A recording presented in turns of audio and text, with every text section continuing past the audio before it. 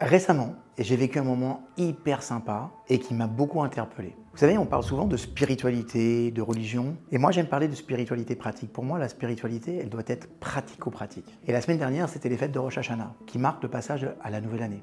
C'est une fête très importante parce qu'on dit que toute ton année future, elle se décide à Rosh Hashanah. Et c'est aussi, au-delà de 2 jours de prière qui sont intenses, des moments où on s'invite en famille ou entre amis et on va partager une soirée, plusieurs soirées même, qui sont empreintes de tradition. Lors du premier soir, nous sommes allés donc chez des amis et ce soir-là, le père de mon ami, Monsieur Benabou, il s'appelle Monsieur Benabou et je rends César à ce qui appartient à César, un grand érudit de Torah et des religions, notamment des religions comparées. Et il m'a interpellé sur quelque chose que je voudrais vraiment partager avec vous. Il m'a dit, David, quel est le fondement du judaïsme que l'on retrouve dans le christianisme ou l'islam?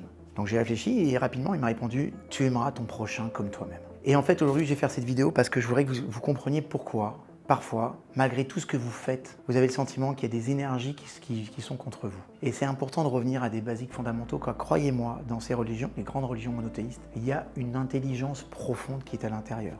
Et je vais vous expliquer ce que ça implique.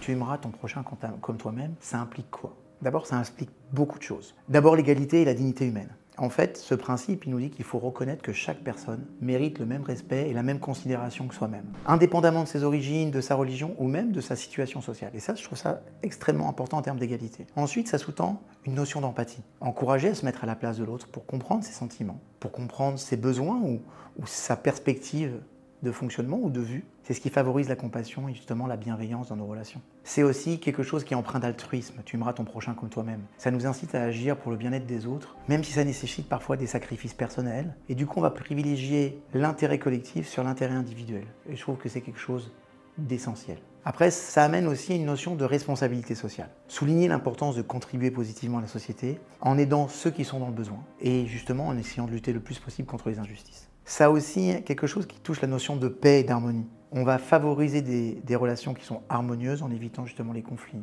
On va éviter les préjugés et puis tout ce qui va être discrimination. Et c'est ça qui conduit justement à une société qui est beaucoup plus unie, qui est beaucoup plus solidaire. Et vous allez voir qu'en adoptant ce simple principe, tu aimeras ton prochain comme toi-même, et à travers ce principe, les personnes sont encouragées à dépasser l'égoïsme et à promouvoir un environnement où chacun se sent respecté et valorisé. Et ça crée les bases d'une communauté beaucoup plus forte, qui va être fondée sur la confiance mutuelle et la coopération. Ensuite, il m'a posé une autre question. Comment rendre ce principe pratique? En fait, tu aimeras ton prochain comme toi-même s'appuie sur 3 piliers essentiels pour les rendre pratiques. Et j'ai adoré l'approche, parce que moi, j'aime quand c'est simple et quand c'est hyper pratique. Parce que ça veut dire qu'on peut facilement les appliquer dans notre vie. Le premier pilier, c'est ne fais pas aux autres ce que tu n'aimerais pas qu'on te fasse à toi-même. Vous allez voir que les principes, là, je vais les énumérer, après je vais revenir en détail, parce que je voudrais vous expliquer que ces fondements d'une dimension religieuse et spirituelle, en fait, ils ont un impact psychologique, neurologique sur notre vie déjà. Ça va expliquer pourquoi parfois on se bloque au niveau psychologique et pourquoi on va enrichir des états internes de merde. Soyons clairs sur le terme. Et puis après, si ça fait partie de votre système de croyance, sachez que quand vous êtes à l'opposé de ces principes, vous bloquez toute forme d'énergie spirituelle qui va vous aider à favoriser une vie facile. En clair, vous bloquez votre système de réussite spirituelle. Ne fais pas aux autres ce que tu n'aimerais pas qu'on te fasse à toi-même. Alors c'est simple, on peut le comprendre, mais qui est vraiment là-dedans? Qui, avant de poser un acte vis-à-vis d'autrui, mène cette réflexion consciente? Quoi que tu fasses, est-ce que ce que tu fais là tout de suite, tu aimerais qu'on te le fasse à toi-même? Si la réponse est non, ne le fais pas. Je vous dirai pourquoi dans quelques instants, parce que je vais revenir, comme je vous l'ai dit, sur chacun des piliers. Le deuxième pilier, c'est ne parle pas en mal de l'autre. Alors je sais, c'est très dur, mais quand vous faites ça, quand vous parlez en mal de l'autre, ça vous soulage peut-être dans l'instant, parce que vous avez le sentiment de libérer une certaine forme de chose, de colère ou de ressentiment. Mais ça renforce tout l'aspect émotionnel de la chose. Et je vais vous expliquer pourquoi aussi dans quelques instants. Et le troisième pilier, c'est tu te réjouiras de la réussite de l'autre. En clair, chaque fois que tu vois un bonheur chez l'autre ou une réussite, et que tu te réjouis pour lui, pour elle, alors tu es sur la bonne voie. À l'opposé, si la réussite de l'autre te dérange, si ses possessions te dérangent, si ses relations te dérangent, si son intelligence te dérange, alors écoutez-moi bien, vous fermez les portes, qu'elles soient psychologiques ou spirituelles. Aujourd'hui, on parle de spiritualité pratique. On dit par exemple que l'univers, Dieu, l'étymologie de Dieu, c'est Déos. Déos, c'est la loi. Donc on dit que l'univers, Dieu, encore c'est selon votre système d'approche spirituelle, en fait, Dieu ou l'univers ne répondent pas à vos demandes, mais à qui vous êtes et particulièrement à la façon dont vous vibrez et ce que vous ressentez sur le plan émotionnel. Alors venez, on va faire un petit point là-dessus. Ne fais pas à l'autre ce que tu ne veux pas qu'on fasse à toi-même. Quand tu le fais, il y a une partie de toi qui sait pertinemment que ce que tu fais n'est pas bien. Et ça là, on le doit au cortex singulaire antérieur. C'est une partie de notre cerveau qui est impliquée dans la détection des erreurs et des conflits internes. Et bien cette région-là, elle est censée nous aider à ajuster inconsciemment notre comportement, notez bien inconsciemment, notre comportement en réponse aux erreurs passées, aux actions qui ne correspondent pas à nos normes internes. Mais cette partie-là, elle va envoyer aussi des infos aux parties de notre cerveau qui est responsable des émotions. Alors, quand vous faites quelque chose que vous n'aimeriez pas que l'on vous fasse à vous-même, vous ne pouvez pas être bien. Et ce genre de vibration, ça coupe tout élan positif à votre rencontre sur le plan spirituel, mais naturellement également dans le monde physique, très clairement. Parlons maintenant de ne parle pas en mal de l'autre. On a tous la critique facile. D'ailleurs, c'est intéressant que quand on regarde une grande partie de ce qui nous divertit, notamment la télévision, ça repose souvent sur la critique, sur l'observation, sur le jugement de l'autre. Maintenant, juste observez attentivement dans quel état interne vous êtes lorsque vous parlez en mal de quelqu'un. Vous conviendrez avec moi que cet état interne, en fait, d'abord, n'impacte pas l'autre, mais en revanche, ces paroles, elles génèrent chez vous des mauvais états internes qui non seulement vous minent, et selon la plupart des systèmes religieux ou spirituels, ça bloque toutes les bonnes énergies spirituelles. Alors vous le savez sûrement, mais parler négativement des autres peut avoir des conséquences très néfastes, non seulement sur nos relations sociales, mais en fait, le pire, c'est que ça a des conséquences sur notre propre cerveau. Et je vais vous donner 7 raisons pour lesquelles en fait les mauvaises paroles peuvent affecter votre cerveau. D'abord, vous allez renforcer des circuits neuronaux négatifs. Chaque fois que nous exprimons des pensées négatives, nous activons certains circuits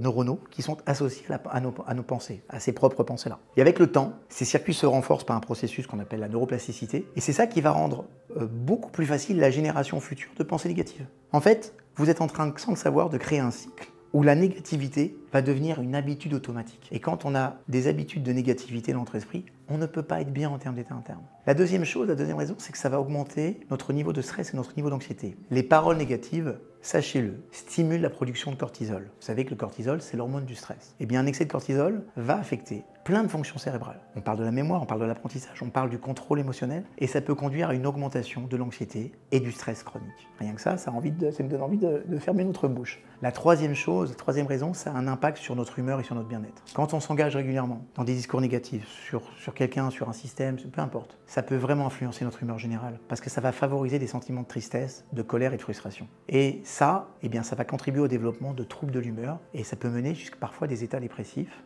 Et si ces états dépressifs se multiplient sur la durée, on va commencer à fabriquer notre propre dépression. La quatrième raison, c'est que ça va aussi diminuer notre empathie et tout ce qui va être compétence sociale. C'est clair que critiquer constamment les autres ou des personnes ciblées, mais de le faire de façon récurrente, ça peut réduire notre capacité à ressentir justement de l'empathie. Et cette diminution de l'empathie va entraîner des difficultés dans les interactions sociales et naturellement, ça nuit à la qualité de nos relations. Pas simplement avec la personne avec laquelle nous sommes en train de parler, mais sachez que vous allez dégager quelque chose qui va être hyper négatif et qui sera perçu par les neurones miroirs des personnes qui sont à vos côtés.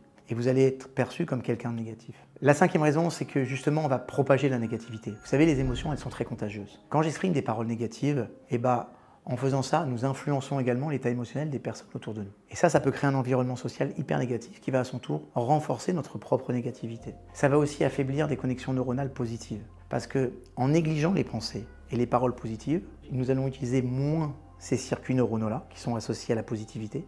Et ces connexions peuvent s'affaiblir avec le temps. Et c'est ça qui va rendre plus difficile l'expérience de sentiments positifs. Et vous allez voir que vous allez commencer à moins ressentir de joie ou de gratitude. Et une vie sans ça, c'est vraiment dommage. Après, ça va avoir un impact sur la santé physique. Un cerveau soumis à un stress constant peut affecter le système immunitaire qui va augmenter la susceptibilité aux maladies. Et le lien entre la santé mentale et physique est extrêmement étroit. Et les paroles négatives peuvent donc avoir des répercussions bien au-delà de notre cerveau. On sait que les mauvaises paroles sur les autres ne sont pas sans conséquences sur nous-mêmes. Et en renforçant des schémas de pensée négatifs, on augmente le stress et ça peut détériorer notre santé mentale et notre santé physique. Donc pour préserver notre bien-être, notamment notre bien-être cérébral, c'est très bénéfique de cultiver des pensées positives, de pratiquer l'empathie et puis de communiquer de manière extrêmement constructive. Et vous allez voir que ça favorise non seulement notre propre santé, mais ça contribue également à créer un environnement qui est beaucoup plus harmonieux. Et puis enfin, le dernier des 3 piliers, c'est « tu te réjouiras du bonheur de l'autre ». On sait que les émotions que nous ressentons en réaction aux événements qui touchent autrui vont avoir un impact hyper important sur notre cerveau et notre bien-être général. Je développe. Se réjouir du bonheur des autres et se réjouir du malheur des autres sont deux attitudes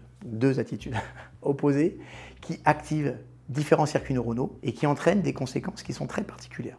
Alors, il se passe quoi quand on se réjouit du bonheur des autres? D'abord, on va activer le système de récompense. Quand nous éprouvons de la joie pour le bonheur d'autrui, notre cerveau active le système de récompense. Notamment, ça va impacter le noyau accumbens, le cortex préfrontal ventromédian, et ça libère des neurotransmetteurs comme la dopamine, comme l'ocytocine, qui vont procurer des sentiments de plaisir, de satisfaction et de connexion sociale. Se réjouir du bonheur des autres nous rend heureux, tout simplement. On va également renforcer l'empathie, parce que cette attitude positive qui stimule les régions cérébrales qui sont associées à l'empathie, on parle du cortex cingulaire antérieur et de l'insula antérieur, et bien ça là, ces parties cerveau sont les parties qui améliorent notre capacité à comprendre et à partager nos émotions avec les autres. Et ça, du coup, ça va nous permettre de renforcer les liens sociaux et la logique de coopération. On va aussi avoir une réduction du stress. Quand on parle bien des gens, on réduit notre stress. Oui, se réjouir du bonheur des autres peut diminuer notre niveau de cortisol, cette fameuse hormone du stress dont tout le monde parle. Et ça favorise un état de détente. Et donc, du coup, par voie de conséquence, ça améliore notre santé cardiovasculaire et tout notre système immunitaire. Ça améliore aussi le bien-être mental. Cultiver des émotions positives envers les autres,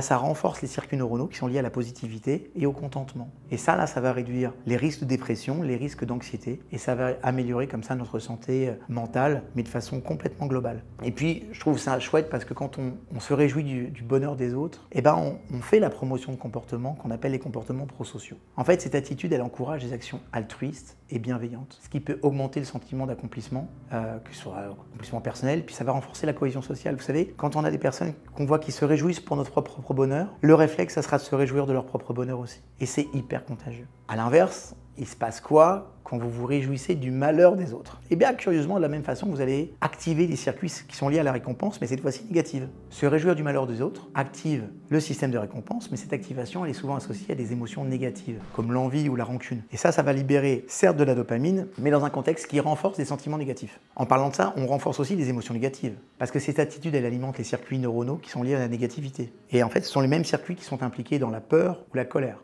Et ça va avoir un impact sur votre système amygdalien. Et ça va donc augmenter obligatoirement les sentiments d'amertume, la méfiance. Et tout ça, là, rend le système amygdalien beaucoup plus vigilant à ce qu'il y a de négatif. Et donc, ça augmente nos niveaux d'anxiété. Ça va aussi augmenter le stress. Quand je me réjouis du malheur des autres, on a vu dans les études que ça augmentait le niveau de cortisol. Et ça, là, ça contribue à augmenter notre stress chronique. Ça peut avoir des effets néfastes sur notre santé physique. Et on sait aujourd'hui que mal parler augmente nos taux de cortisol, comme je viens de le dire, mais surtout, ça a un impact en priorité sur nos systèmes cardiovasculaires et sur nos systèmes neuronaux. On va avoir naturellement aussi une diminution de l'empathie. On sait que cette attitude va réduire l'activité des régions cérébrales qui sont responsables de l'empathie. Donc il va y avoir une baisse de l'empathie et ça peut conduire à l'isolement social et à des difficultés relationnelles. Et puis ça va aussi avoir un impact sur notre bien-être mental. À long terme, se réjouir du malheur d'autrui, on sait que ça contribue à des troubles de l'humeur, tels que la dépression ou l'anxiété, et ça renforce des schémas de pensée négatifs. Et puis si on y va dans ce sens-là, on sait que ça va impacter obligatoirement nos relations sociales.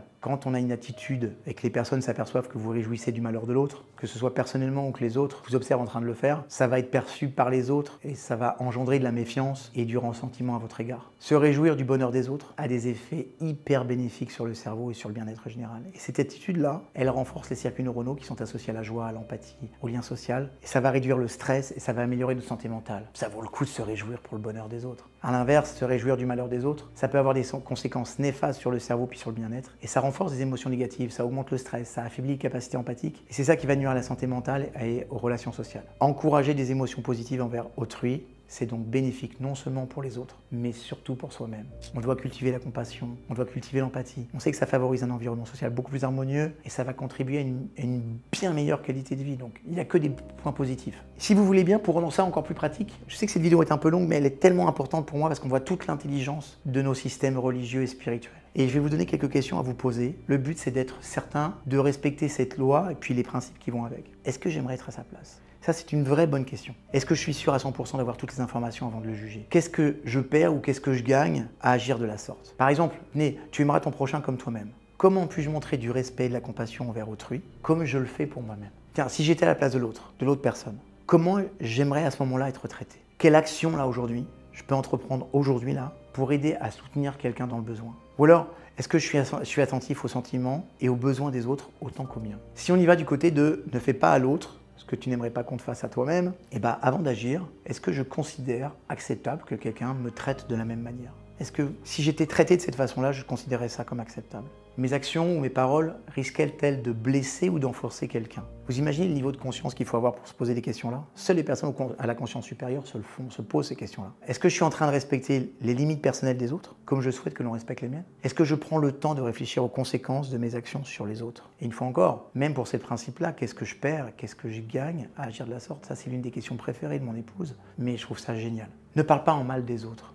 Qu'est-ce qu'on pourrait se poser comme question? Par exemple, est-ce que je m'apprête à dire quelque chose qui est vrai, nécessaire et bienveillant? Est-ce que je suis sûr que ce que je dis est vrai? Est-ce que c'est nécessaire de le dire? Et puis, est-ce que c'est bienveillant? Si la réponse est non, ne le faites pas. Parce que quand vous le faites, peut-être que vous vous allégez une fois encore, mais assurément, vous bloquez toutes les énergies positives vis-à-vis de vous-même. Quel est l'objectif, mon objectif, en partageant cette information sur quelqu'un d'autre, par exemple? Comment je me sentirais si quelqu'un disait ça de moi? Est-ce que je peux exprimer mes préoccupations sans recourir à de la médisance ou au jugement qui sont hâtifs? C'est important comme question. Tu te réjouiras du bonheur des autres. Est-ce que je suis sincèrement heureux pour la réussite des autres, leur bonheur, ou est-ce que j'éprouve de la jalousie? Et vous savez, vous pouvez vous mentir à vous-même, mais vous ne mentez pas là-haut. Parce qu'on vous dit que vous êtes en connexion totale et que vous êtes tout le temps observé par rapport à ça. Donc, il y a un moment donné, c'est important aussi d'être vrai avec soi-même. Comment je peux célébrer, par exemple, les succès des autres, mais de manière authentique? Qu'est-ce que le bonheur des autres m'apprend sur mes propres aspirations, sur mes propres valeurs? Qu'est-ce que je peux faire, par exemple, pour contribuer positivement au bien-être des personnes qui m'entourent? Vous savez, je vais terminer là-dessus. Si on y va du côté du bouddhisme ou de l'hindouisme, le karma ou la loi de cause à effet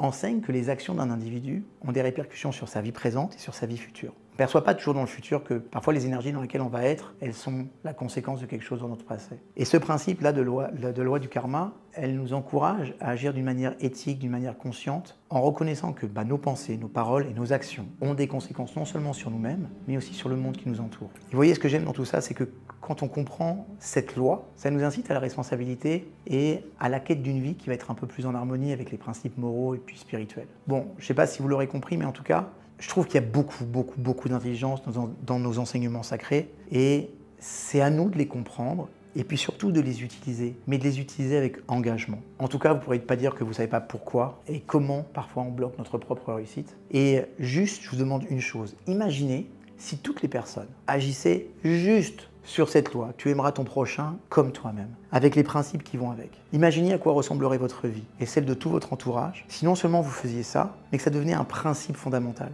Et je pense qu'aujourd'hui, c'est ça la spiritualité pratique. Maintenant, comprenez une chose, c'est que quand tu te mets dans une disposition « j'aimerais mon prochain comme moi-même », et tu te dis, voilà, ne fais pas aux autres ce que tu n'aimerais pas qu'on te fasse à toi-même. Ne parle jamais en mal des autres. Et puis surtout, la fin, c'est réjouis-toi du bonheur des autres. Parce que chaque fois que tu te réjouis du bonheur de l'autre, c'est un bonheur que tu construis en toi-même. Si vous respectez cette grande loi et ces principes, je peux vous garantir que votre vie, elle va changer. Et c'est ça la spiritualité pratique. Et regardez, lorsque vous avez cet engagement-là, comment des choses positives vous arrivent dans votre vie. C'est ça la spiritualité pratique. Si vous n'êtes pas encore abonné, c'est une grande erreur, parce que les personnes qui sont abonnées ont une charge spirituelle plus forte et vous êtes protégés sur 12 générations.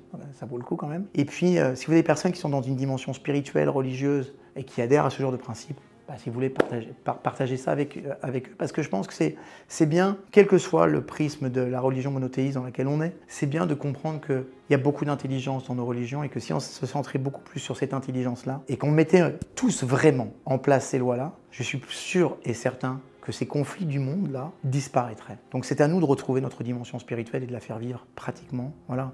Et une fois encore, que vous soyez juif, chrétien, musulman, bouddhiste, peu importe, rendons pratique cette loi que nous reconnaissons tous. Aime ton prochain comme toi-même. Je vous aime. Dites-moi dans les commentaires ce que vous avez pensé de ce genre de vidéo, si vous voulez que je commente d'autres passages un peu plus spirituels, ou spirituels tout court, et j'en ferai. Je vous aime et je vous dis à bientôt.